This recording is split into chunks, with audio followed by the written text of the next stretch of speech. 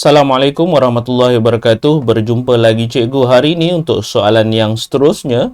Okey, soalan yang ke-13 ini kalau kamu baca untuk awalan dia untuk A dekat sini, dia suruh kamu lukis satu plot batang dan daun, dan apabila kamu teruskan dengan B dekat sini, dia suruh kamu lukis satu ogif. Okey. So untuk plot batang dan daun ini sebenarnya dia berada di tingkatan 4 bab yang ke-8 di bawah tajuk sukatan serakan data tak terkumpul. Okey, tapi bila berada di soalan B2 ini, dia suruh kamu lukis satu ogif bersama dengan table ataupun jadual yang ada di sebelah ni. Dia dah berada di bab tingkatan 5, iaitu bab yang ke-7 di bawah tajuk sukatan serakan data terkumpul. So secara tak langsung sebenarnya untuk soalan nombor 13 ini, dia telah menggabungkan di antara dua bab lah. Okey, tingkatan 4 satu dan juga tingkatan 5 satu. Okey, satu sukatan serakan data tak terkumpul, so satu lagi adalah sukatan serakan data terkumpul. Okey, kita nak tengok macam mana kita cara untuk kita menjawab soalan lah. Okey, soalan kamu yang pertama dia suruh kamu maaf. Okey, dia suruh kamu tukarkan taburan dekat sini ataupun data dekat sini kepada bentuk plot batang dan daun. So untuk plot batang dan daun, okey, bagi yang dah terlupa, bolehlah kamu rujuk kepada muka surat 214, tapi dia dalam buku teks tingkatan 4 lah. Okey, muka surat 214, buku teks tingkatan 4 lah pastinya. Okey, kerana ini adalah bab tingkatan 4, plot batang dan daun. Okey, so kita nak lukis macam mana plot batang dan daun sekiranya kamu dah terlupa. Okey, cikgu tunjuklah jawapan ataupun bentuk dia. Okey, so plot batang dan daun. Okey, kebiasaannya cikgu akan lukis macam ni lah. Okey, yang mana batang dia ada dekat dalam ni. Okey. So dekat sini plot batang dan daun. So kalau ikutkan lah. Okey, kalau ikutkan ini adalah dia punya batang. So daun kamu sama ada di sebelah kanan ataupun di sebelah kiri. Kalau ada dua data yang nak dibanding bezakan, seharusnya kamu akan guna daun di sebelah kanan satu, daun di sebelah kiri satu. Tapi memandangkan kita hanya ada satu sahaja data dekat sini, so cikgu akan guna daun di sebelah kanan lah. So apakah yang akan ada di dalam ini sebenarnya? Okey, kalau kamu perasan data kamu ini semuanya adalah nombor puluh. Okey, 46, 38, 49. So data kamu ini dalam keadaan nilai ataupun rumah puluh. So batang ini akan diambil nombor puluhnya. Okey, so kalau kamu tengok cikgu ambil data kamu yang pertama iaitu 46. Okey, so 46 bermaksud 4 akan duduk dekat dalam lah. So 6 akan duduk di luar. Itu yang cikgu maksudkan bahawa dalam batang ini dia akan ada nombor puluh sahaja. So 46, 4 akan duduk di dalam batang. So 6 ini akan duduk di dalam daun. So kalau ikutkan lah. So itulah cara dia. So nilai kamu yang kedua adalah 38. So 38 kalau ikutkan kamu akan ada 3 dekat sini. So 8 dekat sini. So seharusnya macam tu. Dan nilai kamu yang seterusnya ialah 49. So kalau 49, 4 dah ada. 9 kita akan tulis dekat sini je lah. Okay, sebab 4 kamu dekat sini dah ada 4. So, kita boleh gunakan batang yang sama iaitu 4. So, 9 dia akan duduk di belakang 6. Dan kamu seharusnya cikgu nasihatkan jarakkan sedikit supaya dia nampak nombor itu terpisah. Tetapi dia seharusnya di dalam kawasan batang dan daun ini, kalau ikutkan sebaik-baiknya susun lah. Okay, ataupun sebenarnya dalam bentuk yang asal dia pun dia memang suruh kamu susun. Okay, daun ini daripada yang berhampiran dengan batang adalah nilai yang paling kecil. So, yang semakin menjauhi batang adalah nilai yang paling besar lah. Dan daun ni juga, dan batang ini juga, kalau tak salah cikgu, dalam kamu punya buku teks, dia bermula dengan nombor yang paling besar di atas. So, maksudnya dekat sini, cikgu ada sedikit kesilapan lah dekat situ. So, bermaksud, kita akan undur sedikit. Okey, so nilai kamu yang paling besar seharusnya akan duduk di atas. So kalau kamu buatlah sampai siap, seharusnya dia akan nampak macam ni 9. Okey, cikgu buat 9, 8, 7, 6, 5, 4, 3. So dia akan jadi macam tu. Dan 9 kamu dia akan ada data 95. So 8 kamu dia akan ada 80. Okey, 0, 2, 4, 5, 5, 6, 8. So mana cikgu dapat data batang dan juga data daun dekat sini? Semua datang daripada sinilah, dan pastinya kamu kena cukup bilangan data kamu 30 seperti mana yang telah pun diberi. So 7 kalau ikutkan 0, 1, 2. Okey, cikgu bagi jawapan dahulu so supaya senanglah kamu nak tengok. Okey, so 6 kita ada 2, 7, 7, 8, 8, 8, 9, 9. Okey, 5 akan ada 0, so 4 akan ada 2, 6, 9, so 3 kita akan ada 5 dan juga 8. So kalau ikutkan inilah kamu punya plot batang dan daun lah. So kalau kamu kira dia akan ada 1, 2, 3, 4, 5, 6, 7, 8, 9, 10, 11, 12, 13, 14, 15, 16, 17, 18, 19, 20, 21, 22, 23, 24, 25, 26, 7, 8, 29, 30. Seharusnya kamu cubalah untuk mengira. Takutlah data kamu yang kamu dah pindahkan daripada sini nak menjadikan plot batang dan daun ada nombor ataupun data yang tertinggal. So amat bahaya sekiranya terkurang, dia boleh menyebabkan kekurangan markah ataupun penolakan markah. Okey, so plot batang dan daun telah pun selesai. So inilah sebenarnya batang dia. So daun kamu di sebelah kanan. Kalau ada 2 data baru kita akan pakai daun sebelah kanan dan daun sebelah kiri. So data kamu hanya ada 1 saja, tidak berbuat perbandingan dekat situ. Okey, selesai untuk soalan A, dia suruh kamu buat plot batang dan daun. So untuk B B dia suruh kamu lengkapkan jadual di sebelah ni. Okey, untuk 40 tandan yang dikumpul oleh seorang pekerja. So data kamu dekat sini. Okey, data kamu dekat sini dia suruh kamu lengkapkan kekerapan longgokan sahaja.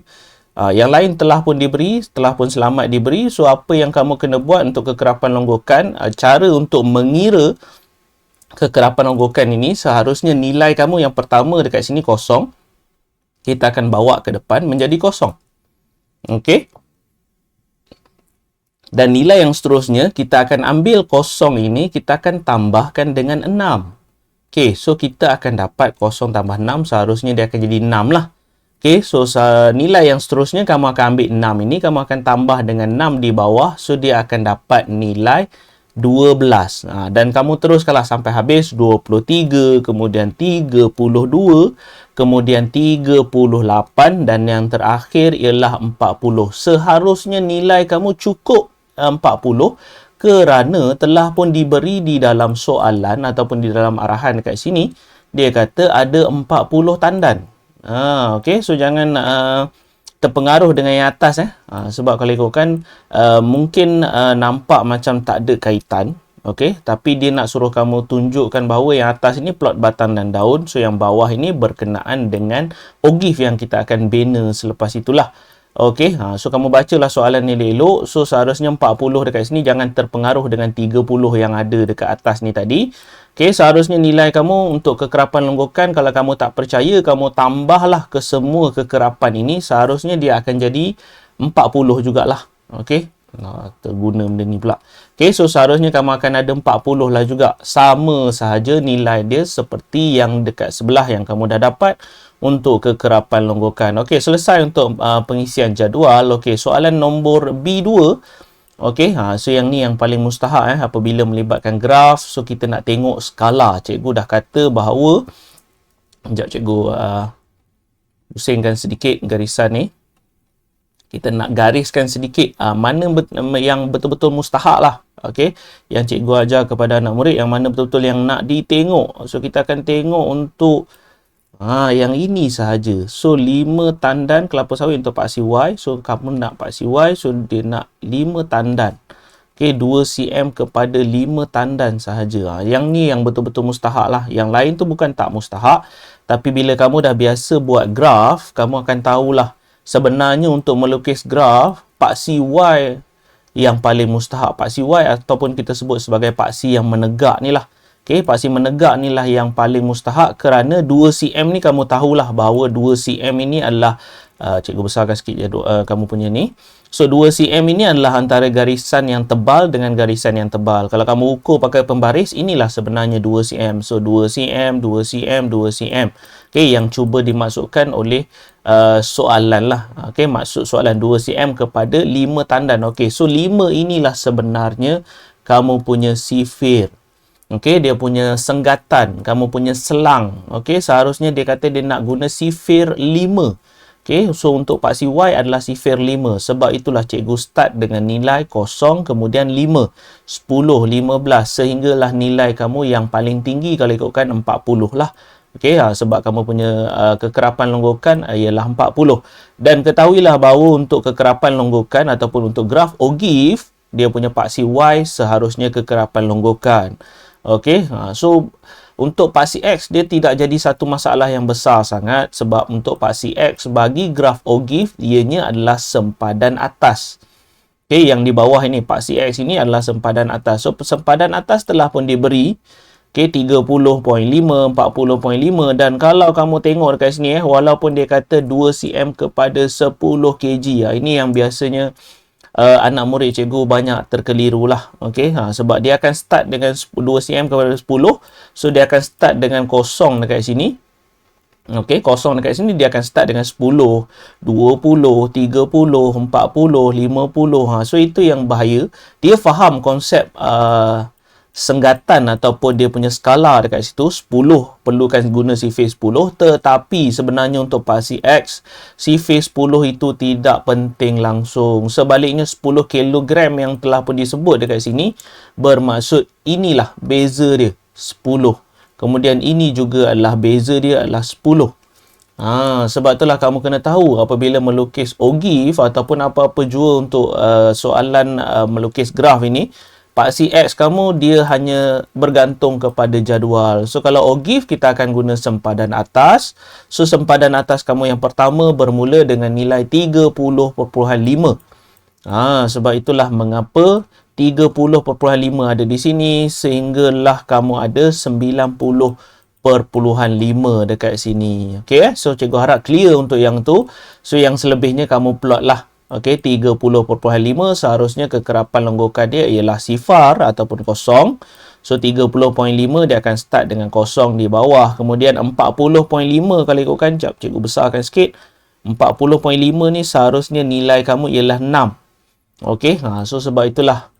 Okey, 40.5, so nilai kekerapan longgokan kamu ialah 6. Jangan ambil kekerapan sebab untuk paksi Y seharusnya kekerapan longgokan untuk graf Ogive. So yang selebihnya kamu plot lah sehinggalah kamu boleh nampak graf Ogive kamu memang bentuknya macam ni. Graf Ogive kamu seharusnya dia daripada bawah paksi X, kemudian dia akan naik secara melengkung, okey, secara curve yang mana kamu kena lukis dengan free-handed, okey, tanpa guna pembaris. Sebaliknya pembaris boleh lentur tu boleh pakai kalau kamu mahir menggunakan. Kalau tidak, cukup dengan kamu sambungkan guna tangan biasa saja. Elakkan yang pertama elakkan vibrate lah ataupun getaran. Yang kedua elakkan lebihan lah. Jangan ada lebih di depan maupun di belakang untuk graf ni. Okey, so dua benda tu kena elak. So lukislah dengan baik. Itulah yang terakhir ataupun langkah yang ketiga untuk kamu dapatkan markah penuh. Okey, so selesai untuk graf Ogive kamu. Okey, seharusnya inilah bentuk graf Ogive kamu berdasarkan kepada data yang telah pun kamu lengkapkan dekat sini tadi. Dan yang terakhir kita nak tengok soalan kamu dia minta persentil. Okey, persentil yang ke-40 bermaksud P40. So persentil ni maksudnya percentage lah. Okey, bermaksud per 100. So P40 bermaksud kita akan ambil 40 per dengan 100 lah. Okey, yang mana kita akan darabkan dengan 40. Mana datang nilai 40 dekat sini?